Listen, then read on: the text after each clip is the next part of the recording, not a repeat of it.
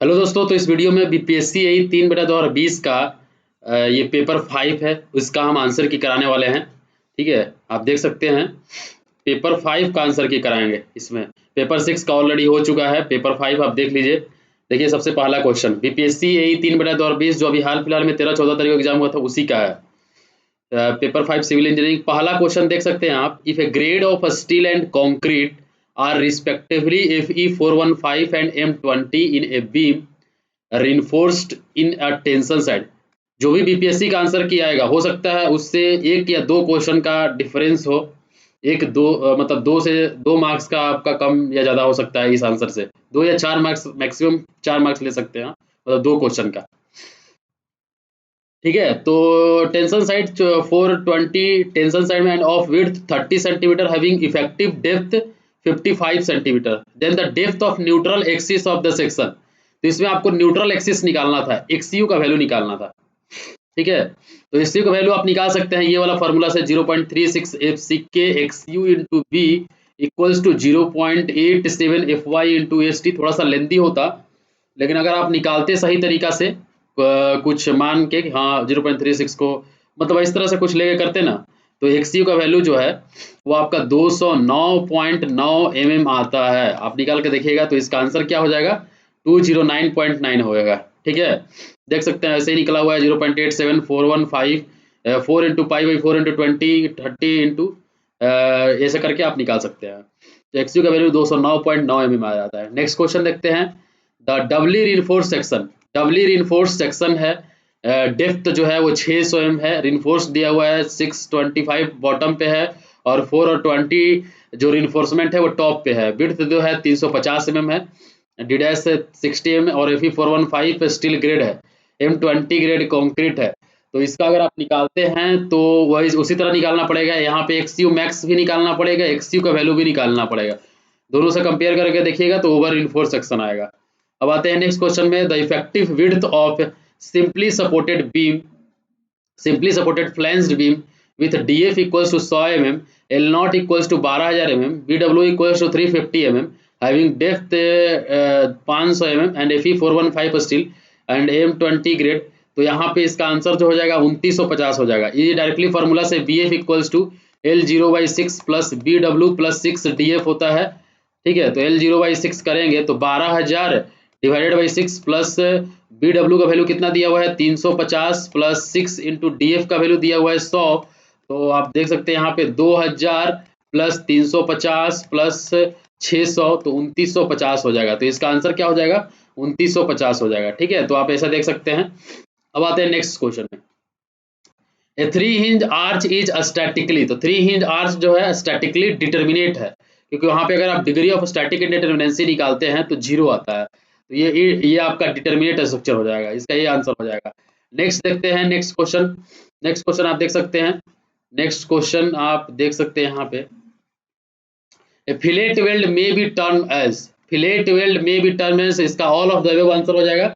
इसको metre weld भी बोलते हैं, कॉनकेव वेल्ड भी बोलते हैं, कन्वेक्स वेल्ड भी बोलते हैं। तो इसका all of the above answer हो जाएगा।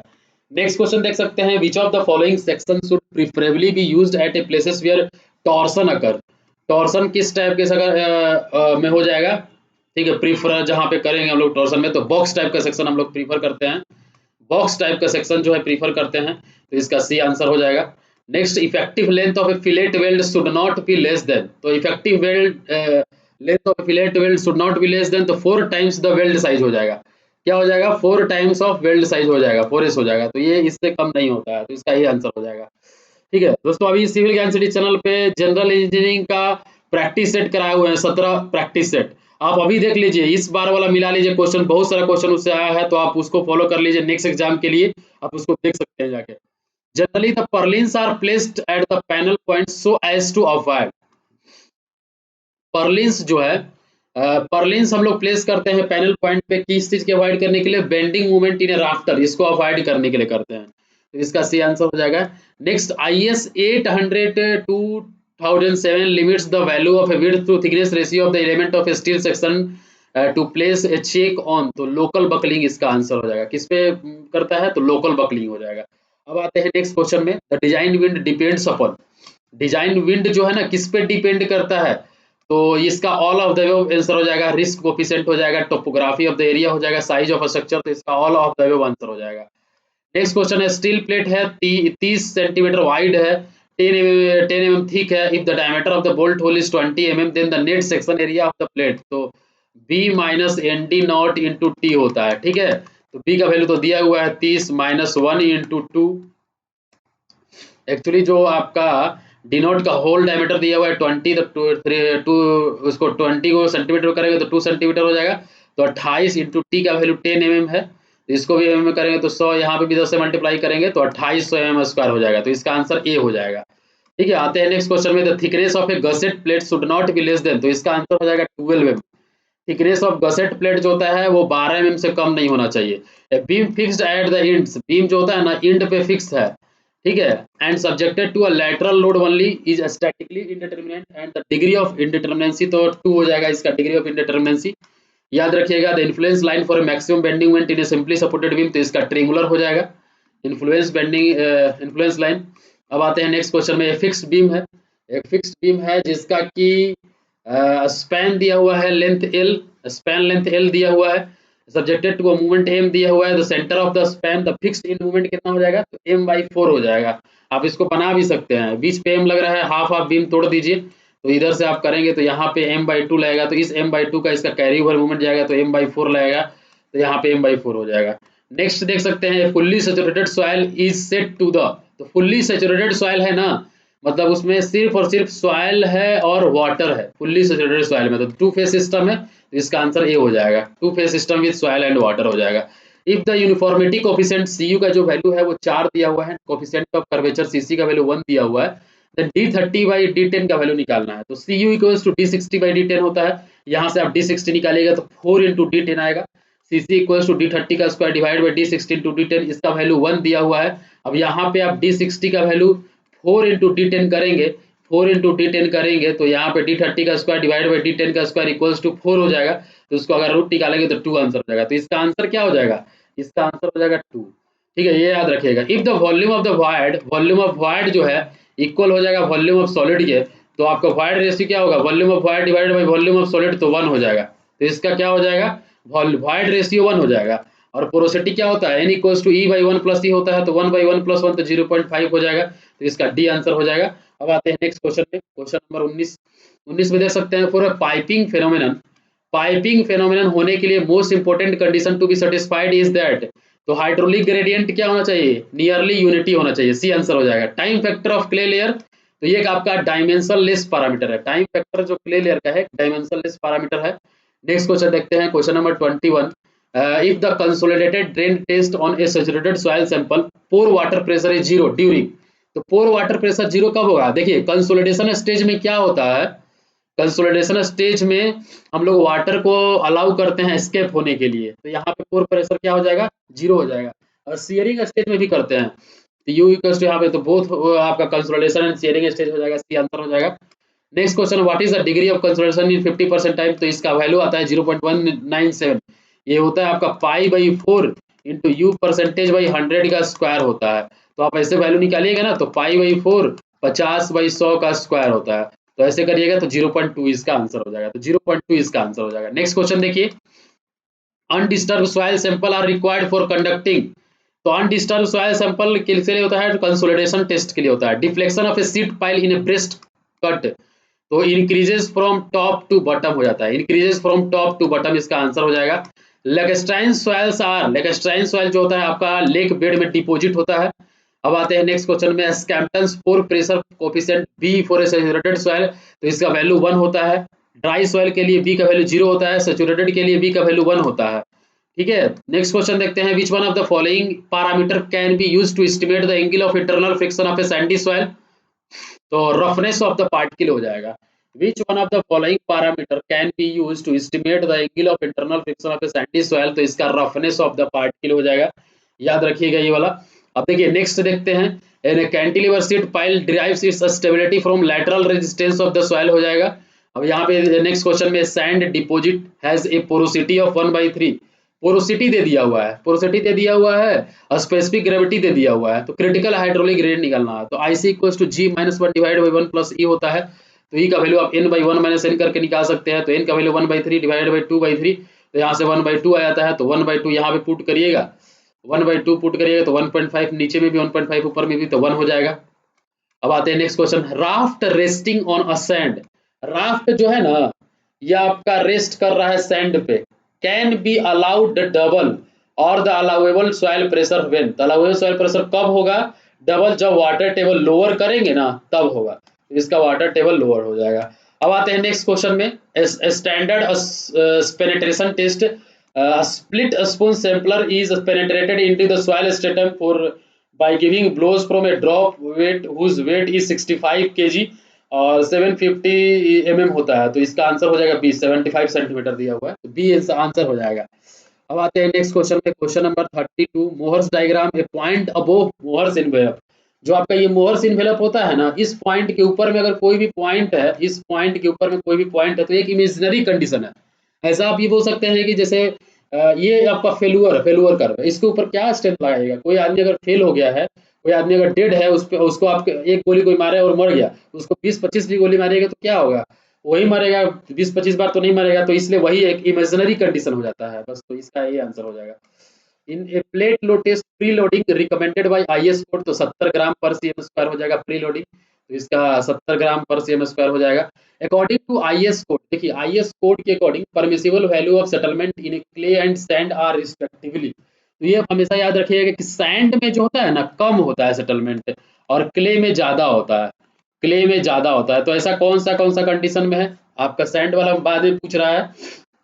तो या एक तो ये तो आपका 40-20 हो सकता है, या फिर आपका 30-60 हो सकता है। यही दोनों में से कोई है, थोड़ा सा कंफ्यूजन है। ठीक है, थोड़ा सा कंफ्यूजन है इसमें, तो इसलिए इसका आंसर आप देख सकते हैं ए होगा, बी भी हो सकता है। ये दोनों में थोड़ा सा कंफ्यूजन है। ठीक है, बस बाकी होगा तो ठीक है।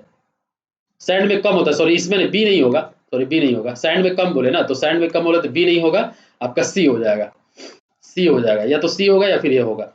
तो ये आप बीपीएससी का आंसर क्या आएगा, तो उसके बाद पता चलेगा। The value of factor of safety adopted in foundation design. तो फाउंडेशन डिजाइन में value of factor of safety जो होता है, ये हम लोग कितना जितना ज्यादा लेंगे उतना अच्छा रहेगा। तो 3 से 4 हो सकता है इसका आंसर। अब आते हैं नेक्स्ट क्वेश्चन में, रेक्टेंगुलर बार ऑफ विड्थ जो है बी है and length h is being used as a cantilever, the loading is in a plane parallel to the side b, then the section modulus, तो hb square by 6 हो जाएगा। इसका answer क्या हो जाएगा? hb square by 6 हो जाएगा। Next question में, number of plastic hinges required for a collapse of a structure with degree of indeterminacy n, तो n+1 हो जाएगा। ठीक है, इसके बाद safe factor for a circular tubular section with outside diameter equal to twice the inner diameter. तो इसका formula होता है 1.7 इंटू 1 माइनस डी का पावर 4 बाई डी का पावर 4 होता है। तो ये 1.75 से कम ही आएगा, तो 1.58 आ जाएगा इसका आंसर। ठीक है, a beam of length L is पिंड एट बोथ एंड्स, दोनों एंड पे पिंड है, is subjected to a concentrated bending couple of moment m at its center, the maximum bending moment in the beam is, तो m/2 हो जाएगा। maximum bending moment याद रखिएगा m/2 होगा इसका। अब आते हैं नेक्स्ट क्वेश्चन में, और simply supported beam of length L, simply supported beam है जिसका कि लेंथ एल है, बेंडिंग मोमेंट दे दिया हुआ है m equals to alpha x minus X Q by L square दे दिया हुआ है। तो आपको क्या निकालना है? Shear force will be 0। तो शियर फोर्स के लिए जीरो करने के लिए कहाँ पे बेंडिंग मोमेंट मैक्सिमम होगा, तो मैक्सिमम पॉइंट निकालना पड़ेगा। तो dm/dx इक्वल्स टू 0 निकालेंगे, तो x का वैल्यू जो आ रहा है ना, तो x का वैल्यू जो आ रहा है वो l स्क्वायर बाई √3 आ रहा है। ठीक है, 3x square by L square हो जाएगा। तो l/√3 आ रहा है, सॉरी l/√3 आ रहा है, तो ऐसा किसी में नहीं दिया हुआ है। l/√3 किसी में नहीं दिया हुआ है, तो none of the above answer हो जाएगा इसका। ठीक है, if you use a link support in a structural system then how many unknowns would we have. तो कितना अननोन होगा? 2 गो अननोन होगा। अननोन कितना होगा? लिंक में 2 होगा। If A member of a trust is in a compression, then what will be the direction of force that it will apply to the joint? तो inward हो जाएगा, याद रखिएगा इनवर्ड हो जाएगा। Question number 43 assume AB equals to BC equals to 1 metre. AB और BC आपका 1 metre दे दिया हुआ है। The following beam what will be the vertical reaction at point B पे वर्टिकल रिएक्शन निकालना है। तो देखिए इसमें तो क्वेश्चन में 1 माइनस आंसर में 1 माइनस x और x माइनस l दिया हुआ है, x कहीं पे दिया ही हुआ नहीं है। तो सबसे पहले तो क्वेश्चन आपका यहाँ पे डाटा इनसफिशिएंट है, मिसिंग है। ठीक है, तो इसका आंसर या तो ये पूरे डिलीट होगा क्वेश्चन, या तो ये पूरा डिलीट होगा, या फिर इसका आंसर 0 होगा। ठीक है, तो यही दोनों में से कुछ हो सकता है, बाकी अब देखिए क्या होता है। नेक्स्ट क्वेश्चन देखते हैं 44। If we require constructing an influence line diagram for vertical support at a pin joint, then the according to Muller Breslau principle by which type of support should it replace, तो आपका roller guide हो जाएगा, याद रखिएगा इसका roller guide हो जाएगा। Which structure will perform better during earthquake, तो स्टैटिकली डिटर्मिनेट हो जाएगा। स्टैटिकली डिटर्मिनेंट क्या होगा, बढ़िया से एक्सपेंशन हो सकता है उसमें, तो इसलिए वो आपका अच्छा स्ट्रक्चर होगा आपका अर्थक्वेक में। If support B settles by 1 mm, अगर बी जो है अगर 1 mm से सेटल होता है तो ये आपका मूवमेंट जो है यहाँ पे इस तरह से लगेगा। Then what is the direction of rotation at point A, तो पॉइंट ए पे इस तरह से लगेगा, तो एंटी क्लॉकवाइज हो जाएगा। ठीक है, अब आते हैं transverse reinforcement provided at right angle to the main reinforcement, तो इसका आंसर हो जाएगा all of the above. Transverse reinforcement provided at right angle to the main reinforcement, तो ऑल ऑफ द अबव इसका आंसर हो जाएगा। ठीक है, नेक्स्ट क्वेश्चन देखते हैं। After pre stressing process is completed, a loss of stress is due to, तो all of the above answer हो जाएगा, मतलब shrinkage of concrete, elastic shortening of concrete और क्रीप ऑफ कंक्रीट, तीनों इसका आंसर हो जाएगा, ऑल ऑफ द अबव हो जाएगा। The spacing of transverse reinforcement of A column is decided by which of the following consideration, तो इसका all of the above answer हो जाएगा, मतलब लिस्ट लैटरल डायमेंशन होता है 16 टाइम्स ऑफ पाई स्मॉलेस्ट हो जाएगा, और 48 टाइम्स ऑफ द पाई हो जाएगा आपका ट्रांसवर्स, तो ये आपका तीनों का ऑल ऑफ द अबव हो जाएगा। इसमें आपका जो भी आप देख सकते हैं lap splices in a tension reinforcement are generally not used for a bar of size larger than, तो 36 mm डायमीटर हो जाएगा। ठीक है, तो देख सकते हैं सारा का सारा 50 क्वेश्चन कंप्लीट हो गया। इस पेपर में 30 प्लस आप आराम से ला सकते थे। ठीक है, 30 प्लस आंसर, 30-32 आंसर जो है सही आंसर है। बाकी आपको सिलेक्शन लेने के लिए हमको तो लग रहा है इसमें कम से कम आपका 40 सही होना चाहिए, अगर आपको सिलेक्शन लेना अगर होगा उसमें। जैसे पेपर 6 में ही बताए थे कि आप 40 प्लस ही करना होगा अगर सिलेक्शन के लिए, 40 प्लस दोनों में। और अगर क्या बोले, अगर एवरेज मार्क्स का बात करें तो 30 प्लस इसमें आप ला सकते थे इजीली। ठीक है, 30 ला सकते, 30 प्लस ला सकते थे, 35, 30 से 35 बीच में आप इजीली ला सकते थे इसमें। ठीक है, तो इस वीडियो को भी समाप्त करते हैं। जनरल इंजीनियरिंग का 17 प्रैक्टिस सेट कराए हुए हैं, कुछ क्विक रिवीजन का भी कराए हुए हैं वीडियो, शॉर्ट नोट्स का रिवीजन कराए हुए हैं, वो देख सकते हैं आप। देखिएगा जाके तो आप देख लीजिएगा, मिला लीजिएगा कि इस बार से कितना उसमें से क्वेश्चन आया है। ठीक है, तो और वो जो आपका लेक्चर है वो जेएसएससी, जेई और बीपीएससी इस तरह से करके है। ठीक है, तो आप उसको देख सकते हैं, आपको जरूर फायदा होगा, क्योंकि बीपीएससी एई के ही कंसिडरेशन के करके हम बनाए हुए हैं वो वीडियो। ठीक है, तो आप देख सकते हैं। बाकी आपका पेपर 4 और पेपर 3 जो है दोनों जल्दी अपलोड हो जाएगा। Thank you for watching this video, have a nice day.